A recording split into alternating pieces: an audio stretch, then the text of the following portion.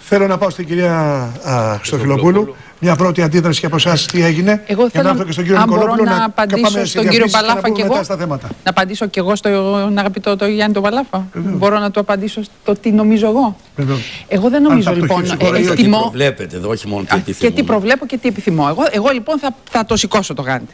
Και θα πω το εξής, ότι δεν προβλέπω χρεοκοπία. Θεωρώ ότι με κάποιο τρόπο θα επιτευχθεί συμφωνία. Οφείλει να επιτευχθεί συμφωνία. Ωστόσο υπάρχει ένας άλλος κίνδυνος, ο οποίος κατά τη γνώμη μου είναι και αυτός ίσως εξίσου σοβαρός από τον άλλο κίνδυνο, αυτόν της χρεοκοπίας. Αυτόν της σταδιακής διολίσθησης της χώρας εντός του ευρώ. Αυτό συμβαίνει και τώρα.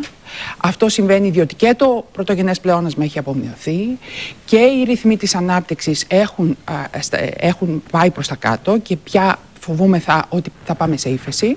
Δεν θέλουμε υφεσιακά μέτρα. Γίνεται μια μάχη στην Ευρώπη αυτή τη στιγμή και η κυβέρνηση του ΣΥΡΙΖΑ και των Ανεξάρτητων Ελλήνων έχει συμπαραστάτη το Ευρωπαϊκό Σοσιαλιστικό Κόμμα και με δική μας επιστολή, αλλά έτσι κι αλλιώς έχει συμπαραστάτη αυτό το κόμμα, το οποίο δίνει μια μάχη κατά της λιτότητας. Έχει πολύ μεγάλη σημασία για μας η εθνική συνεννόηση αυτές τις στιγμές.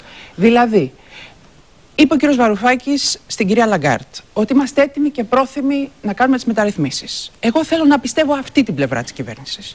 Και δεν θέλω να πιστεύω τον κύριο Στρατούλη, ο οποίος από το Μεσολόγγι, αμέσως θα απαντήσω. Από το Μεσολόγγι μας είπε περί ηρωικών εξόδων. Θα ήθελα αυτήν. Κανείς δεν. Τι είπε, για πέστε μου ακριβώς τι είπε ότι αυτός ο λαός ξέρει από ηρωικές εξόδους. Ξέρει. Αναφέρει και στην έξοδο Μεσολογγίου. Αλλά τώρα μεταξύ μας. Ο κ. Βαρουφάκης στα Χανιά είχε πει να είστε μαζί μας μετά τη ρήξη. Η έξοδος του Μεσολογγίου το 1824, πότε έγινε. Ήταν ηρωική. Θα συμφωνήσω.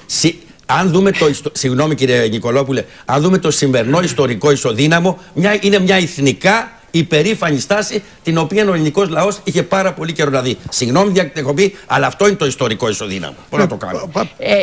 Ισοδυναμείτε την κυβέρνηση. Με συγχωρείτε πάρα πολύ. Θέλετε να πείτε ότι ξαναπάμε σε. Το είχαμε πει πολλές φορές. Σε διχαστικές εποχές, όπου οι μισοί ήταν πατριώτες και οι άλλοι προδότες. Αυτές τη μεταπολίτευση. Φάγαμε τον χρόνο του κυρίου Νικολόπουλου στο πρώτο μέρος. Θα πάμε στις διαφημίσεις και μετά.